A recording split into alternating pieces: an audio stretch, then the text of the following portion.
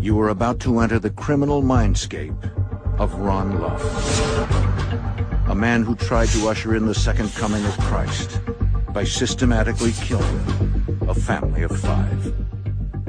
Within a few days, those of us who had prepared the pit in the barn understood that someone could die. After joining a small religious group, Luff becomes captivated by the leader. And he came in and mentioned, are you in or you out? Then he says, well, I want him brought out to the barn from oldest to youngest. He is willing to do anything to prove his devotion to the man who controlled his mind. I was the one that led each member from the house to the barn and delivered into that pit. Including murder. We had to clear out all the garbage in that room to get to the pit. That night at 9:07 p.m. we found the first body of an adult male. Anybody who would carry a little girl to her death has to be the Grim Reaper. I mean, how does someone who seems relatively normal get sucked in so far that they're willing to commit violent murders? Forensic psychologist N.G. Burrill sits face to face with this once mild-mannered family man. People will die. To uncover how he turned killer. Was it a power trip or something like, boy, I'm showing these bad people? I really think it was just me trying to overcome the fact this is a traumatic hell. If you were to look into the pit of hell, that's exactly what that looked like.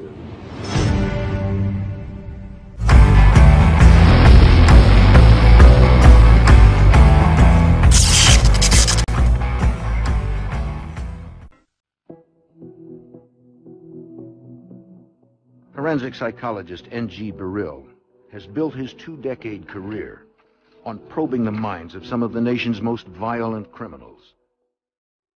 Now he has been granted access to Ron Luff. In 1990, Luff was convicted of aggravated murder and kidnapping for his role in the cult murders that took the lives of 5 family members. He is serving 5 consecutive life sentences at the Ross Correctional Facility in Ohio.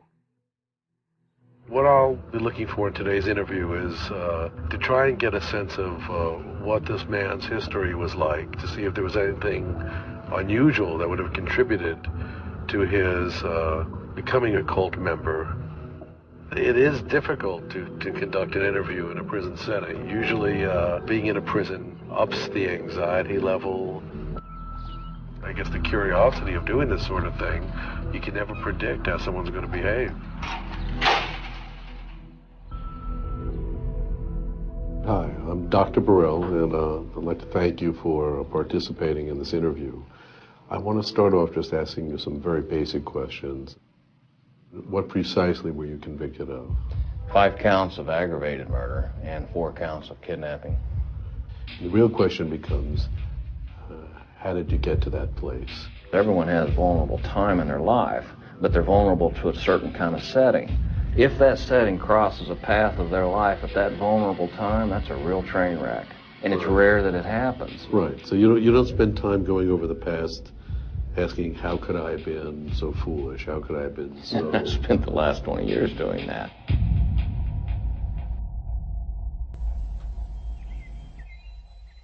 December 31st, 1989, Kirtland, Ohio. The local police department receives an alarming tip from ATF officials in Kansas City, Missouri. The dispatcher told me that they had an informant who said there were 5 bodies buried in a barn on Chardon Road in Kirtland. Sergeant Ron Andelsek heads to the abandoned property to search for any signs of a possible grave. We walked inside. It was a concrete floor. Saw no evidence of anything suspicious. The next day is when I called the ATF and I asked them to talk to their informant, draw a diagram, and fax it to us, so we knew exactly where these bodies were located. The informant is a former member of a local religious group that used to reside on the farm. He draws a precise grid of the barn to show the Kirtland police where the bodies are located. Once cleared and the dirt floor was exposed, you could tell that the ground was very spongy, like somebody had been digging there. So we started digging. That night at 9:07 p.m. we found the first body of an adult male. 5 victims are eventually exhumed. Within days, a man turns himself into authorities in Kansas City, Missouri. He was the first man in custody because he turned himself in at the ATF. He walked in and gave a confession. I would ask you to please state your name, spell it. My name is Ronald Luff. That's R-O-N-A-L-D. My last name is Luff, L-U-F-F. Let me ask you now, did you voluntarily come down to our office today? Yes, I did. Did you voluntarily come in to give a statement regarding a matter up in Kirtland, Ohio? Yes. Okay. How does a seemingly normal man turn into a mass murderer? And he came in and mentioned, are you in or you out? And so then he says, well, I want him brought out to the barn from oldest to youngest. What would drive him to aid in the killing of an entire family? And I was the one that brought them out. It's important to interview people like Luff for many reasons. He's a seemingly normal fellow coming from the Midwest who loves God and country, a married man who, you know, in his young adulthood gets sucked into a cult. Then there's the whole idea of how do you get drawn into a cult anyway? I mean, how does someone who seems relatively normal, you know, get sucked in so far that they're willing to commit violent murders? Maybe it would be easy to go backwards and find out a little bit about your early years when you were a kid. Maybe you can tell me a little bit about the family you were raised in? I was a fifth-generation member of a branch of Mormonism known as the Reorganized Latter-day Saints. And so I was really very active. Inside the family, what were things like there? I mean, what was the tone growing up in your house? The tone was pretty oriented around the church. It wasn't a perfect lifestyle. I mean, I know for myself, I fell away from faith a little bit later on in my high school years, and Well, yeah, let me stop you there. You said it wasn't a perfect house. What about living in that house would not have been perfect? My dad was, you know, we didn't really understand each other real well. One thing I saw in my dad was he had a tremendous amount of love, but he didn't always know how to express it real well. There is something in there, maybe even his own temperament, that left him feeling alone, disconnected, and particularly in need of a bigger structure that could give him direction and make him feel part of something. Like a lot of teenagers, Luff begins to rebel and distances himself from the church. I began to drink and act wild. Which is really not consistent with Not what at they all. expected at home. Which really drove a wedge there, you know. As Luff pulls further away from his family and religion, he searches for new outlets to fill the void. At age 18, he joins the Navy. The Navy would have been the next big affiliation. Sure. It was a strong, structured environment, and so yeah, I could understand it and find my place in that. After getting married and starting a family, Luff leaves the Navy. The lack of structure leaves him floundering. He turns back to his religion for stability. He needed an awful lot, I think, psychologically. He talks about going to the Navy and finding some satisfaction in associating himself with a larger group with a structure, and he could follow directions and commands. And once out of the Navy, still searching for something. And in this case, what he was searching for, I guess, a certain kind of spiritual or religious certainty. Luff's constant search for structure and acceptance within a group setting starts him on a dangerous path that will change his life forever. 1984. Ron Luff settles down and marries 22-year-old Susie, a fellow Mormon. They start a family, and Luff leaves the Navy after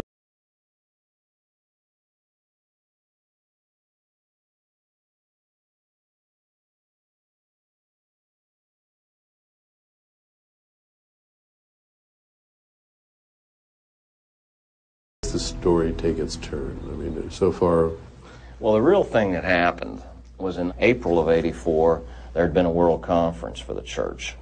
At this particular world conference, they introduced a new direction for the church, and it split the church wide open. Now for me, I was getting out of the military and I was starting a new life, but the church, which was a huge part of my life, was in utter turmoil. Looking for answers, Luff takes a fateful trip with his family to an Ohio town known as a kind of Mecca for Mormons.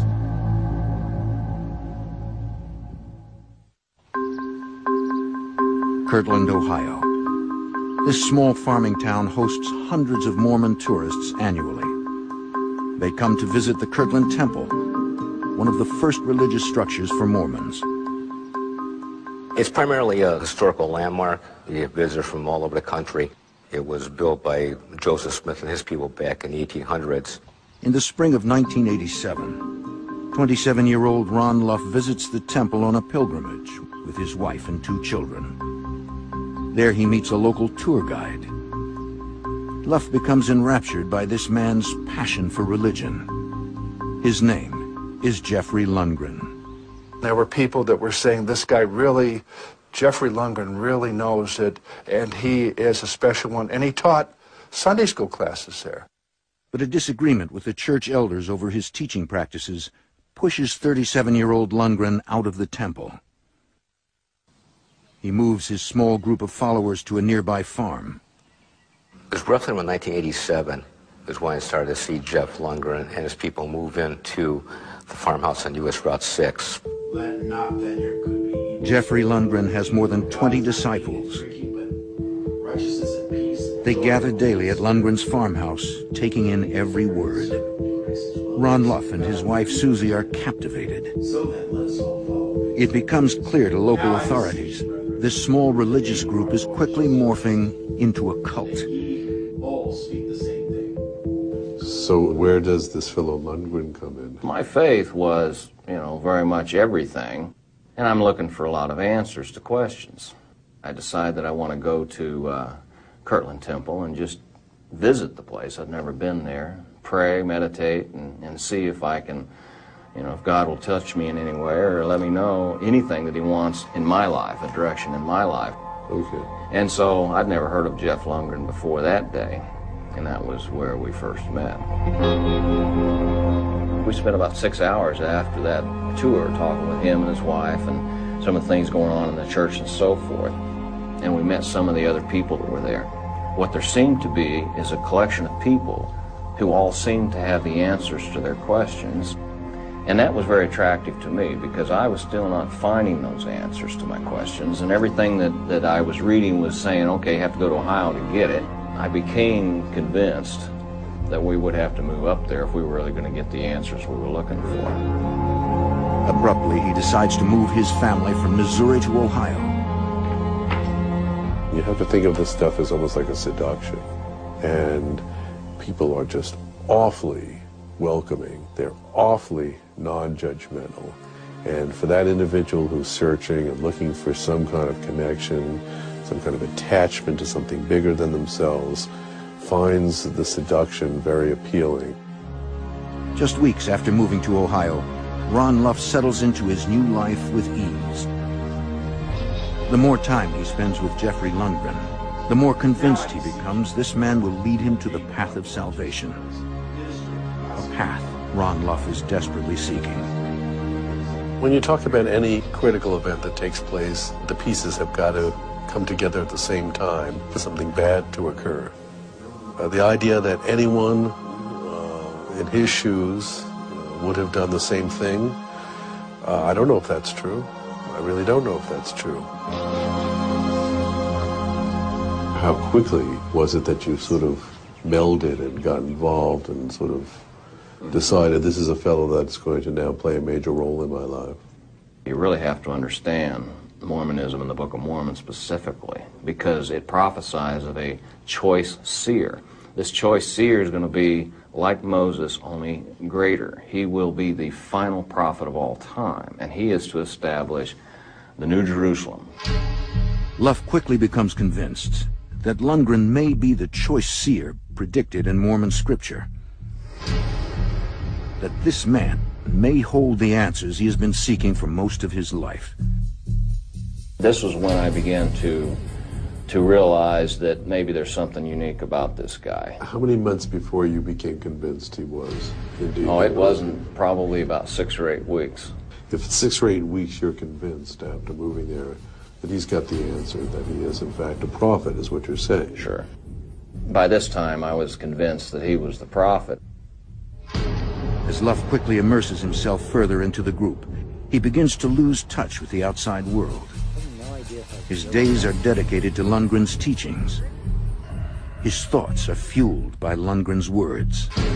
It's not overnight, but over time, I would call might be like a group think, where the thoughts and behavior are continuously, on a daily basis, reinforced by their fellow congregants or group members. It becomes very difficult after a while for any independent thinking or judgmental thinking. Coming up. There's threats of eternal damnation going here, and it's not just your own.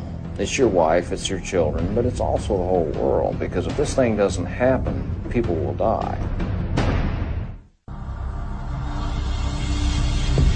As Ron Luff and his wife become more enmeshed in the cult, they begin to lose sight of reality.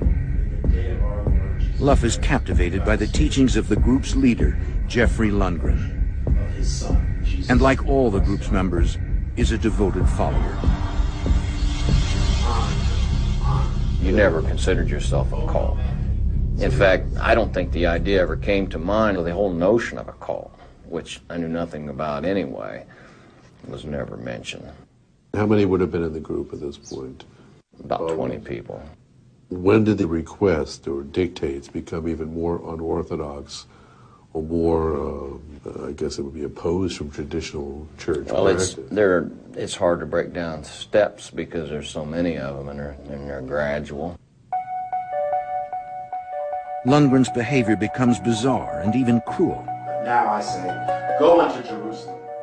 He tests his followers' devotion by holding Bible class from morning to 2 a.m. or later. And he challenges their willpower by insisting that they fast while he eats a lavish lobster dinner in front of them.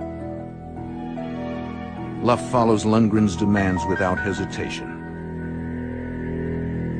Did any part of you ever say to your wife, gee, this is a little weird, I don't know, you know, this fellow's maybe just a flim-flam man, I just don't know. Well, it's like that boiling of a frog slowly. By the time you realize anything, you don't realize it. Cults are not democracies. Cults have a leader at the top of the pyramid who calls the shots, and there can be no room for questioning. Isolated on a remote farm, Lundgren is able to control all of his followers. He dictates their every move, and for some, even their thoughts. No one around you ever had secret discussions? No, in fact, that kind of communication control is a huge part of the setting. Without the setting, you don't have the effects that this kind of thing can bring about. How was that imposed? How do you impose the control over 20 people? Well, there's the subtleness of eventually keeping certain conversations restricted. In other words, there are certain things that you don't need to talk about, and there are certain things that you shouldn't talk about, and there's a lot of reprisals for any time someone would do something, a form of non-physical punishment. Lundgren convinces Luff and the other followers that their sins will delay the second coming of Christ. There's threats of eternal damnation going here, and it's not just your own. It's your wife, it's your children, but it's also the whole world, because if this thing doesn't happen, people will die. Lundgren manipulates the group to convince them that there are consequences mandated by God if they do not follow his every word. We had a rabbitry, we had a couple pets and things like this. Well, they would end up dead. Of course, it's pretty obvious, I think, now that Lundgren was killing these creatures. And so every time that happened, he said that's because there's sin in the midst. That meant that there would be a cost. At this point, it was a cost to some animal. But it also meant that it would postpone this fulfillment that we were supposed to be seeking, which meant that more people would die. Were you afraid living in this context? I mean, was it a joyful experience? No, you become desperate. You become desperate to bring these things about because this is what has to be. It's the only access to life that there is. To control his followers, Lundgren also uses guilt as a manipulation tactic. Luff is told the sins of the world rest on his shoulders. It is a burden that is almost too much for Luff to bear. The whole Ethiopian famine was personally attributed to me as being failure on my part, so these people died. And I remember tears coming out of my eyes, coming out of that class at night, thinking, my God, all these people are dead and it's my fault, you know. And so I felt these things. They were real to me then. So a terrible burden to bear. Oh, this entire famine rests on your shoulders. And the fate of the world. It's a state of dread. You become completely dependent upon the one that's in charge, the prophet. And you have no ability, no capability of your own. And so you're completely relying on him, and it's dreadful because there's nothing that you can do about it. And so you're desperate. And it's as desperate as somebody that's floundering around in the water looking for a breath of air. As Lundgren's control continues to take a dark turn, some group members fear what is to come. One man flees the group and warns authorities that this cult is on a path towards carnage. Curry, who left the group and finally called the FBI, said they were afraid to leave. He was afraid to leave. He was afraid that Jeff had enough information, was powerful enough that he would track him down and kill him for sure. As the FBI begins to monitor the group, Lundgren devises his next test for his followers. He tells them that the second coming of Christ will only occur once the group is free of sin and the wicked are delivered to God for judgment. It is a prophecy that can only be fulfilled through bloodshed. Coming up. But you knew that something bad would happen. But I would say within a few days at least, beforehand, those of us who had prepared the pit and the barn understood that someone could die. Ron Luff has been a devoted member of a religious cult for 2 years. One day, leader Jeffrey Lundgren approaches Luff with a plan that epitomizes all the control he holds over Luff and the evil of which he is capable. It revolves around a family named Avery, who are fellow group members. The Avery family had been part of the group early on. They had lived up there before we moved up. And he had basically emptied them of everything that they had. When they moved up, they had money and it was his. They had a second car and he got one car and left them the one that didn't run. And when it got to the point where he had basically used them in every way, then he had no use for them. They were seen as unwelcome. And so he looked at me. We were working out together. It was just the two of us out in the barn. And he says, I just want you to know one thing. We're not bringing friends this time. Lundgren approaches Luff and tells him to dig a large pit in the barn. It is another command Luff follows without question. You knew that something bad would happen. But I would say within a few days at least beforehand, we certainly, those of us who had prepared the pit and the barn understood that someone could die.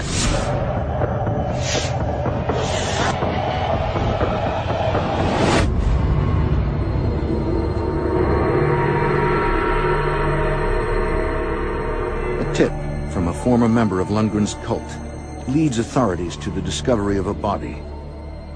The body is found underneath an abandoned barn on the farm where Lundgren's cult used to reside. Experts are quickly brought in from departments across the county to aid in the excavation and search for clues. I sat down with them before we started this and said, what do we know? And the main part they knew is that they had been bound with duct tape.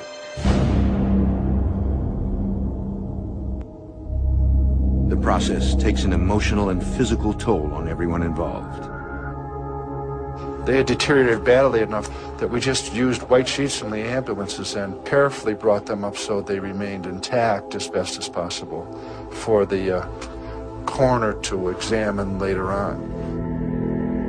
I went home and I burned the clothing I was wearing because it stunk so bad. And I cleaned out the inside of my nose with alcohol because the odor is there. The taste of death is really there. It's not your imagination.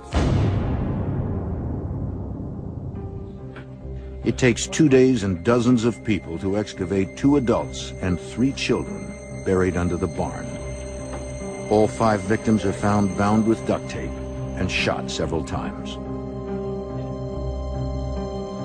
During the excavation, police estimate the youngest victim to be 6 years old. There were 3 little kids, golly, that it's so tragic and bad. It's 2 generations wiped out because that's the human part of it. Anybody who would carry a little girl to her death has to be the Grim Reaper. Police quickly identify the victims as the Avery family. They are also members of Lundgren's group.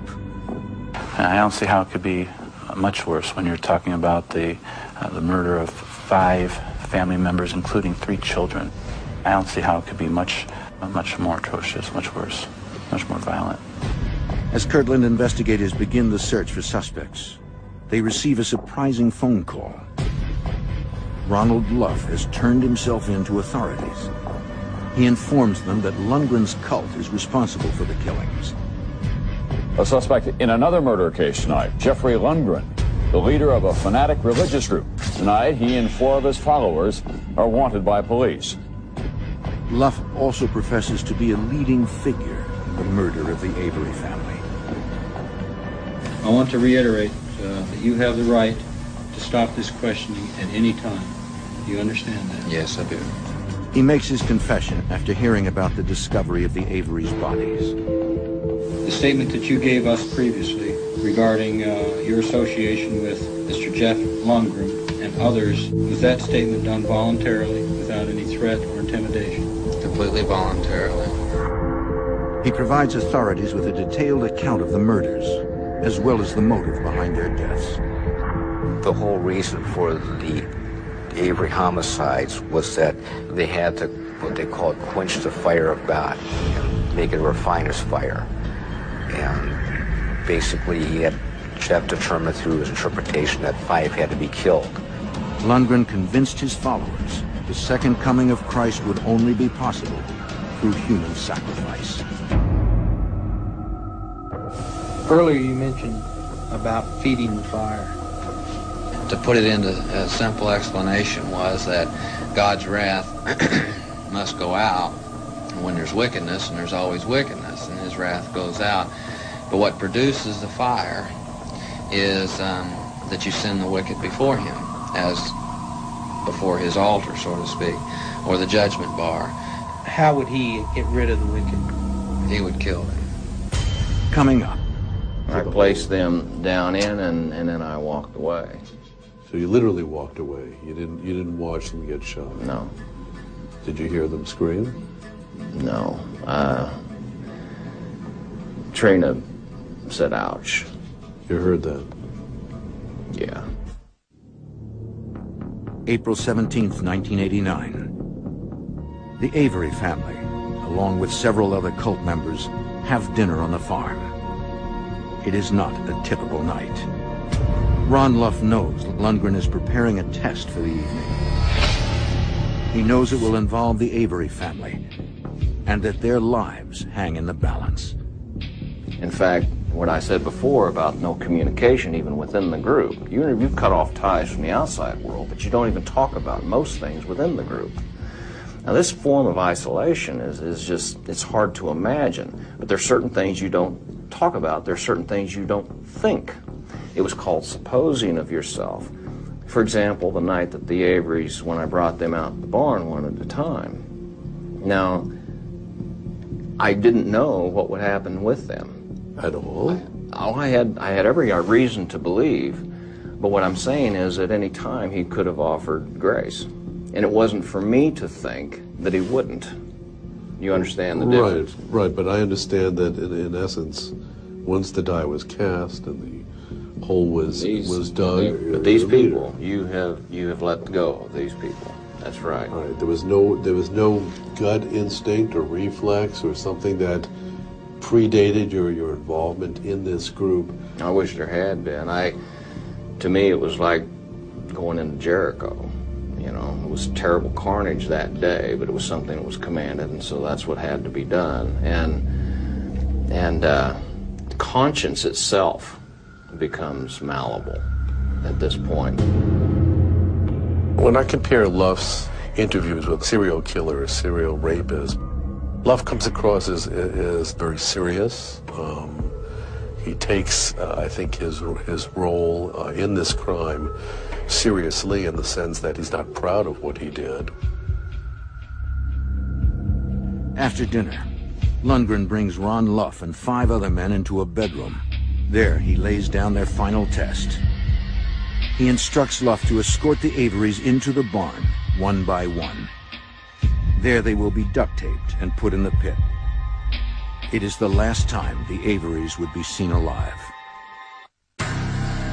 Was it a power trip or something like, boy, I'm showing these bad people? I really think it was just me trying to overcome the fact this is a traumatic hell, because when I looked in that room, and then single incandescent bulb was in that room, and it just looked hideous. The whole thing was hideous. It looked like the barn or the people's home? The barn where they were actually shot. And if you were to look into the pit of hell, that's exactly what that looked like to me. Did you look in?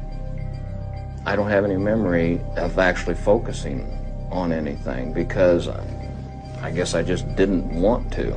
So in walking or escorting these people into the barn, you didn't wait and see them tumble into the hole? I was, I guess you call it Judas goat. I was the one that led each member from the house to the barn.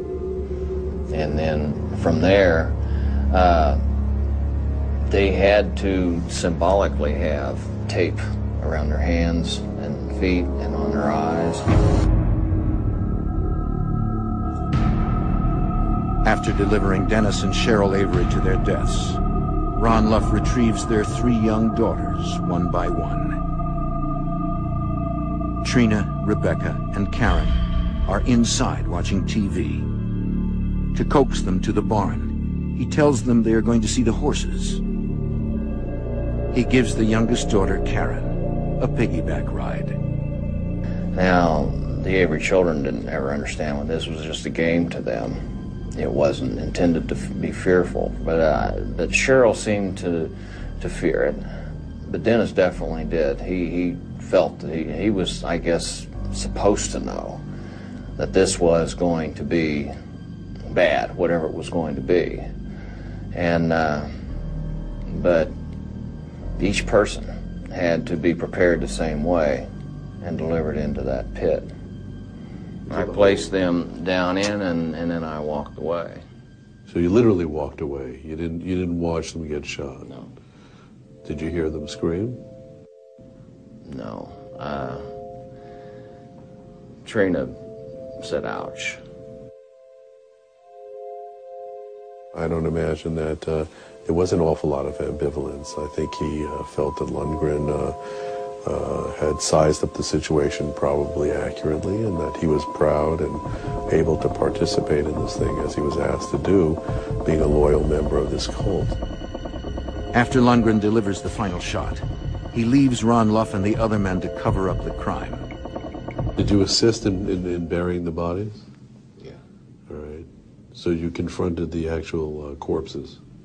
You saw them?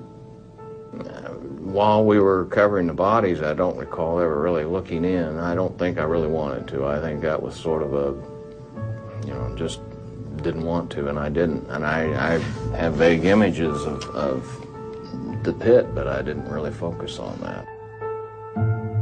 Immediately after the murders, the cult leaves the farm and roams the country for the next few months.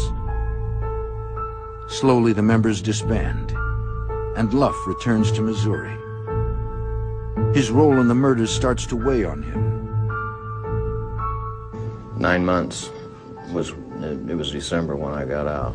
You got out how? Just remind me. Well, by this time we had been moved back to Missouri, and that's where he lost control of the group. It was unavoidable to have contact with outside again. Did you review your own complicity in the crime at that point? Were you able to say to yourself? Well, I began to doubt whether or not I could continue any farther, because God had gotten too ugly, just plain too ugly to follow anymore. That grew eventually into serious doubts about whether or not what we did was right, and then eventually to a conviction that it was wrong. Luff's growing realization that he participated in a terrible crime prompts him to turn himself into authorities. It is a step that initiates the end of Jeffrey Lundgren's cult.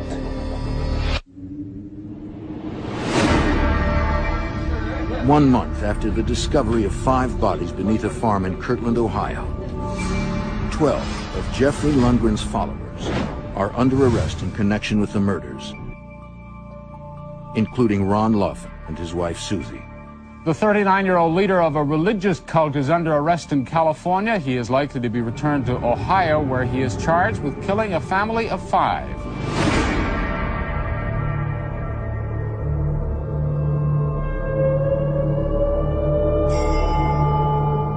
An Ohio grand jury has charged Lundgren and a dozen members of the religious cult he headed with killing a man, his wife, and their 3 children. A highly public trial consumes the area as several members recount each step of the murders. Some members accept plea bargains to escape harsher sentences. By my hand, they were to be killed. More than a year after the discovery of the Avery's bodies, a dozen cult members plead guilty or are found guilty of sentences ranging from conspiracy to commit murder to aggravated murder. Jeffrey Lundgren is handed the death penalty. He is executed by lethal injection on October 24, 2006. Susie Luff is given a sentence of 7 to 25 years for conspiracy to commit murder.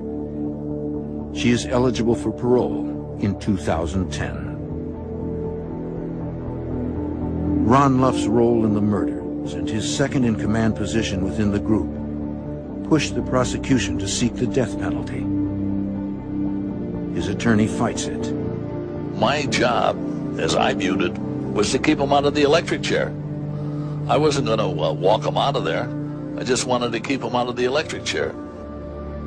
Luff receives 20 years to life for the murders of Dennis and Cheryl Avery, and 30 years to life for their 3 daughters. The judge orders Luff to serve his sentences consecutively. Ron Luff will spend the rest of his life in prison. And Ron Luff deserved the death penalty. There's no question he should never be able to step outside the prison again. Those murders wouldn't have happened if it wasn't for Ron Luff and the other people that were involved. Again, he may not have pulled the trigger, but he led them, each of them, one by one to their grave. After his conviction, Luff loses touch with his family. He hasn't spoken with his wife Susie since then, and has had virtually no contact with his 2 children. For 18 years, he has lived a life isolated from the world he used to know, except for his own memories. I accept where I'm at, and I understand these circumstances. My only, just like with this, my only point is to maybe help it not happen again. But I understand and accept where I'm at. I understand that. Right. I have a hard time admitting enmity because I never desired the Avery's deaths. I never planned their death, and I never physically caused their death. But I'm responsible because I participated in their death. Right. And so, yeah, I mean, and part of me says yes, and part of me says, well, yes, but, and So you don't feel as guilty as Lundgren, where you believe Lundgren to be? I mean, the fellow that pulled the trigger. I think that he had a desire to take human life, and he found a way to act it out. You sit here today, and I think anyone listening to you speak would say, you know, and I'm sure you're not surprised to hear this, you seem bright, you seem rational. How in the world? Well, you can recover. Is that how you view this, as a recovery from what? A recovery from, well, I mean, you can say a nightmare, but these settings can happen. People's lives can get grossly manipulated, and I think that the best defense we can have is the realization that we do have those vulnerabilities. We may not know what they are. We should at least recognize that we do have those and always question and never allow ourselves into a setting where those questions are not allowed. Always keep the windows open for a little air cross flow, you know. Always make sure that the exchange of ideas can be voiced. By not being able to voice it, eventually you forget that it's your opinion. All right, I think that's what we wanted to know. All right. All right, thanks.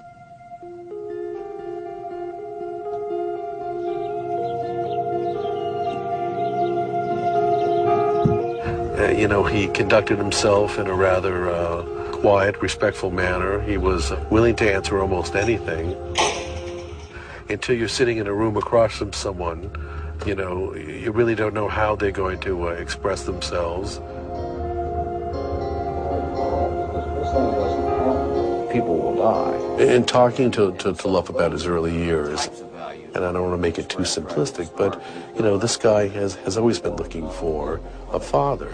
And in that sense, we have a little bit of a clue psychologically as to how he would have been drawn into this kind of a cult. I was concerned with who these witnesses would be. The ability to think that through and to make good decisions, rational decisions, seems to have evaporated. It was almost operating almost like a robot, if you will, or like a zombie. I think he recognizes that he really got drawn in. He was sucked in hook, line, and sinker, and as a consequence committed, you know, cold-blooded murder. I think that's something that he finds difficult to live with. And you see, you know, in talking about the kids, for example, that it still weighs heavily on him. It seems that there is some memory for what occurred there. He was not unconscious. But I would probably make the psychological argument that he was not fully conscious either. There was a dissociation, and I think it's not shocking at the end of the day that it's even possible some 20 years later he still may be startled by a memory that gets kind of shook loose. In fact, he whispered, sort of when the cameras weren't rolling, I'm not going to sleep for a couple of weeks now. And I believe that that may be the case. I think it stirs up things that this guy just can't control very well.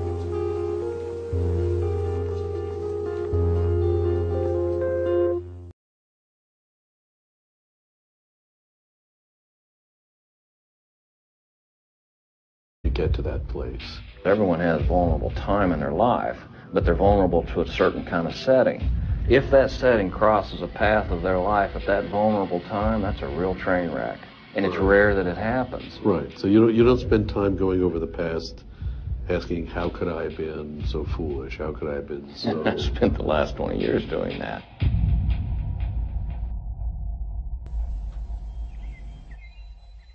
December 31st, 1989, Kirtland, Ohio. The local police department receives an alarming tip from ATF officials in Kansas City, Missouri. The dispatcher told me that they had an informant who said there were 5 bodies buried in a barn on Chardon Road in Kirtland. Sergeant Ron Andelsek heads to the abandoned property to search for any signs of a possible grave. We walked inside. It was a concrete floor. Saw no evidence of anything suspicious. The next day is when I called the ATF and I asked them to talk to their informant, draw a diagram, and fax it to us so we knew exactly where these bodies were located. The informant is a former member of a local religious group that used to reside on the farm. He draws a precise grid of the barn to show the Kirtland police where the bodies are located. Once cleared and the dirt floor was exposed, you could tell that the ground was very spongy, like somebody had been digging there. So we started digging that night at 9:07 p.m. We found the first body of an adult male. 5 victims are eventually exhumed. Within days, a man turns himself into authorities in Kansas City, Missouri. He was the first man in custody because he turned himself in at the ATF. He walked in and gave a confession. I would ask you to please state your name, spell it. My name is Ronald Luff. That's R-O-N-A-L-D. My last name is Luff, L-U-F-F. Let me ask you now, did you for his role in the cult murders that took the lives of 5 family members. He is serving 5 consecutive life sentences at the Ross Correctional Facility in Ohio. What I'll be looking for in today's interview is to try and get a sense of what this man's history was like, to see if there was anything unusual that would have contributed to his becoming a cult member. It is difficult to conduct an interview in a prison setting. Usually being in a prison ups the anxiety level. I guess the curiosity of doing this sort of thing, you can never predict how someone's going to behave. Hi, I'm Dr. Burrell, and I'd like to thank you for participating in this interview. I want to start off just asking you some very basic questions. What precisely were you convicted of? 5 counts of aggravated murder and 4 counts of kidnapping. The real question becomes, how did you do it? I mean, how does someone who seems relatively normal get sucked in so far that they're willing to commit violent murders? Forensic psychologist N.G. Burrell sits face to face with this once mild-mannered family man. People will die. To uncover how he turned killer. Was it a power trip or something like, boy, I'm showing these bad people? I really think it was just me trying to overcome the fact this is a traumatic hell. If you were to look into the pit of hell, that's exactly what that looked like.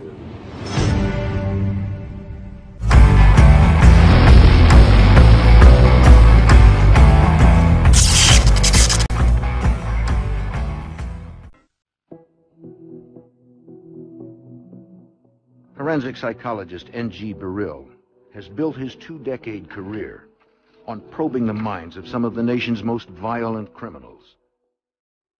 Now he has been granted access to Ron Luff. In 1990, Luff was convicted of aggravated murder and kidnapping. You are about to enter the criminal mindscape of Ron Luff, a man who tried to usher in the second coming of Christ by systematically killing a family of 5. Within a few days, those of us who had prepared the pit in the barn understood that someone could die.